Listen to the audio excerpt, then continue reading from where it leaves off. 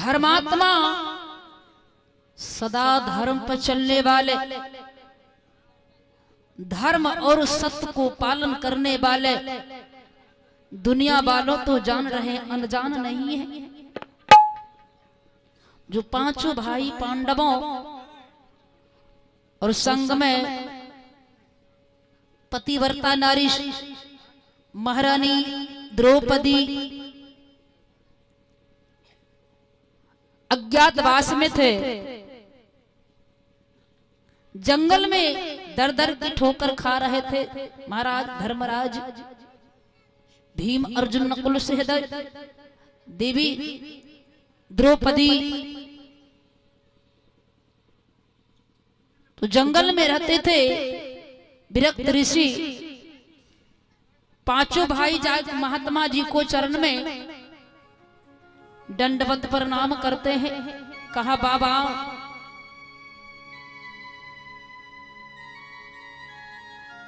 अब जानते हैं बाबा, देख रहे हैं हम पांचों भाई हैं और संग में कितने अभागी नारी है जो राजभवन को छोड़कर, सुंदर मकान को छोड़कर और मेरे साथ जंगल में भटक रही है। द्रौपदी बोली, नाथ आप काहे ऐसा बात बोलते हैं? जो सुख आपके चरण में है, महल जहां आप रह रहे हैं वही सुंदर मकान है और आपके चरणों में मेरा सुख ही है, मुझे दुख नहीं हो रहा है। नाथ ऐसा मत कहिए। द्रौपदी कह रही है पति से, धर्मराज कहा बाबा अपने भाई, आज मैं भटक रहा हूं जंगल में, अपने सगे भाई मेरा राज को छीन लिया,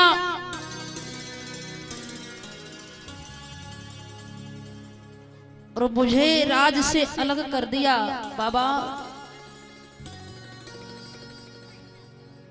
मैं भटक रहा हूं जंगल में। विरक्त ऋषि कहा सुनो, और तुम्हारा तो चचेरा भाई अलग कर दिया राज से, और मैं तुम्हें बता रहा हूं सगे भाई और अपने भाई को राज से अलग कर दिया, महल से अलग कर दिया, छल से राज को जीत लिया, अपना भाई कोई दूसरा नहीं। ऐसा होता है हे धर्मात्मा, ऐसा हो रहा है संसार में। महात्मा जी बतला दिया, कहा ना धीरज मत होया करो, एक दिन अवश्य ही सत्य का जीत होती है, धर्म का जीत होती है। अपने आप में हार मत मानो, क्योंकि तुम सत्य और धर्म का पालन करता मुझे पता है। हे धर्मराज,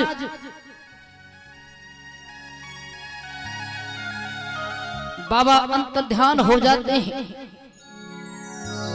और अपनी जगह पर चले गए जंगल में भटकते हुए। धर्मराज पांचों भाई प्रेम से बोली भक्त वत्सल भगवान की जय।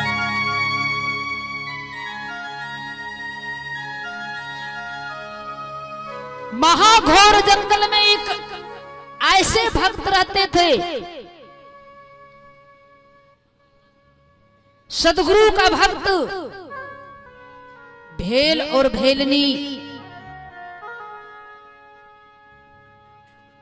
दोनों पति और पत्नी गांव ग्राम छोड़कर सोच रहा था भेल और भेलनी क्या, जब हम गांव में रहेंगे तो अनेकों प्रकार की बाधा आते हैं भक्ति में, नगर के लोगों ने जगह जगह पर कांट ही लगा देता है दोषी। यदि मैं अच्छा काम करूं तब पर भी दोष, अगर बुरा करूं तो दोष ही दोष है। इसलिए मैं गांव में नहीं रह सकता। भेल सोच है, भेल और भेलनी दोनों पति और पत्नी है। गांव को छोड़कर चले गए जंगल, तब से बन गए दोनों पति और पत्नी। छोटी सी झोपड़ी बनाकर जंगल में रहते हैं और मालिक का भक्ति और भजन में लगे हुए हैं।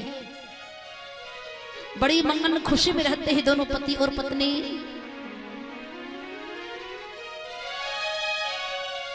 साधु के भेष में, साधु को भेष में चले हैं कौन? त्रिलोकीनाथ शंकर भगवान। एक हाथ में चुट्टा, एक हाथ में कमंडल, पांव में खराम पहने हुए हैं शंकर भगवान। और साधु की भेष में जा रहे हैं उसी जंगल, जिस जंगल में भेल और भेलनी जा रहे हैं भगवान।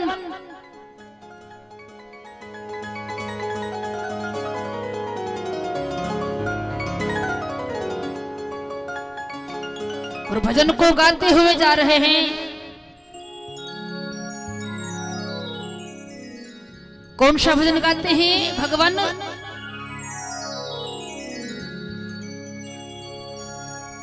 कोयला जली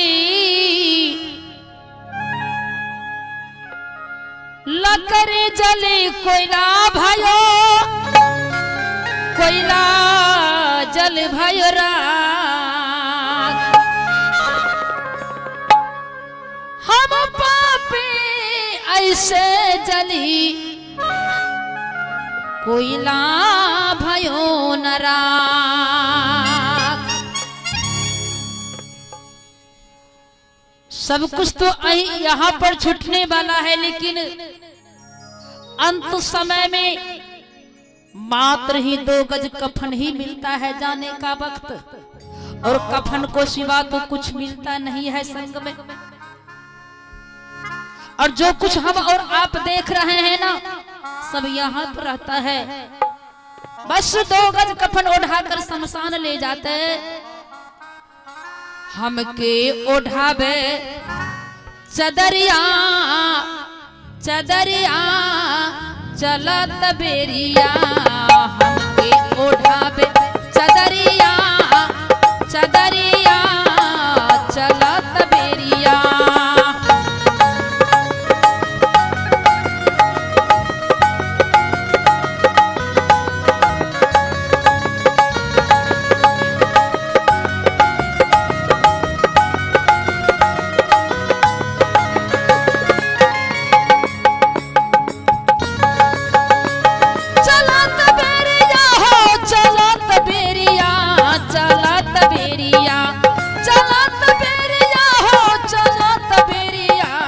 चलत बेरिया हमके ओढ़ावे चदरिया चदरिया चलत बेरिया।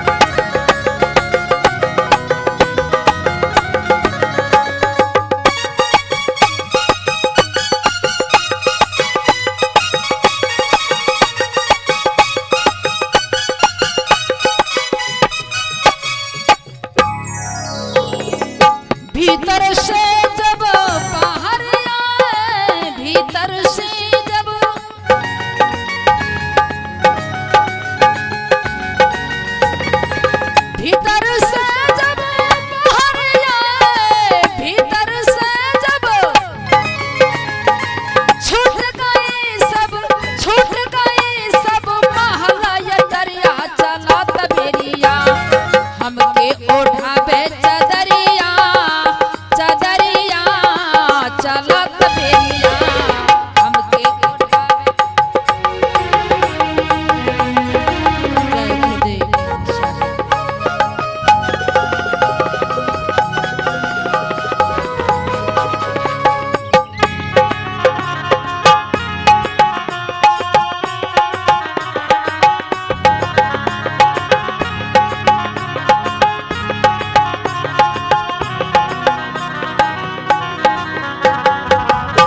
जय गुरुदेव।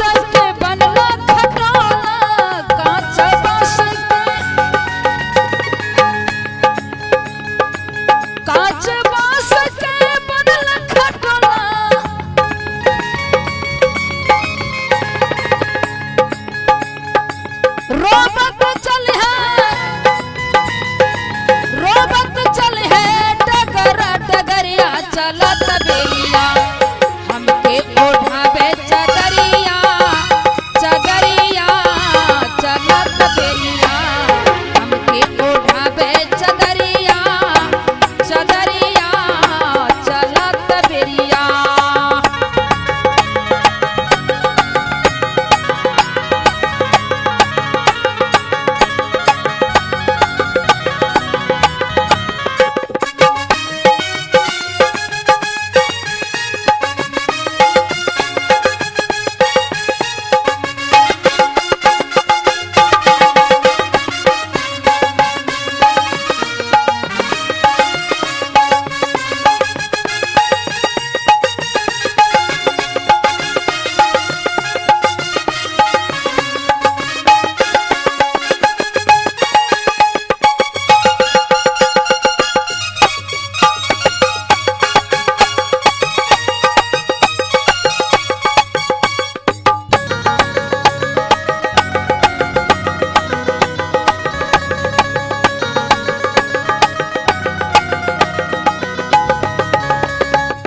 कहता कबीर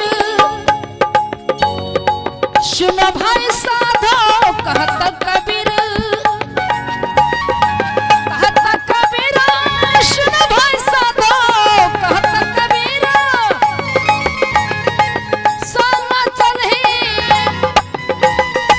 संग चल एक सूखी लकड़िया चलत बेरिया हमके ओढ़ावे चदरिया चदरिया चलत बेरिया हमके ओढ़ावे चदरिया चदरिया चलत बेरिया।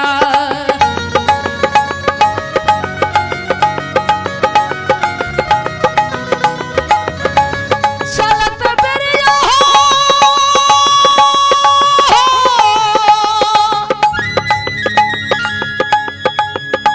चलत बेरिया चलत बेरिया चलत बेरिया हमके ओढ़ावे चदरिया चदरिया चलत बेरिया हमके ओढ़ावे चदरिया चदरिया चलत बेरिया हमके ओढ़ावे चदरिया चदरिया चलत बेरिया। प्रेम से बोलिए सतगुरुदेव की, भक्त वत्सल भगवान की। कहत कबीर सुनो भाई साधो, संग चलही एक सूखी लकड़िया चलत बेरिया हमके ओढ़ावे चदरिया। एक सूखी लकड़ी और ये मृतक शरीर को जला देते। अंत की यात्रा अही एक लकड़ी और 2 गज कफन है, बाकी इंसान को कुछ नहीं संग में चलने वाला है। जो आप समय दान जो दे रहे हैं मालिक का कथा कीर्तन में सत्संग में, वही आपका मूल ही साथी है। और जो सच्चे दिल से ईमानदारी के साथ पति परमेश्वर को सुमरन ध्यान करते हैं, सारे जीवों को सुख पहुंचाते हैं अपने कर्मों से, यही आपका मूल संपत्ति है।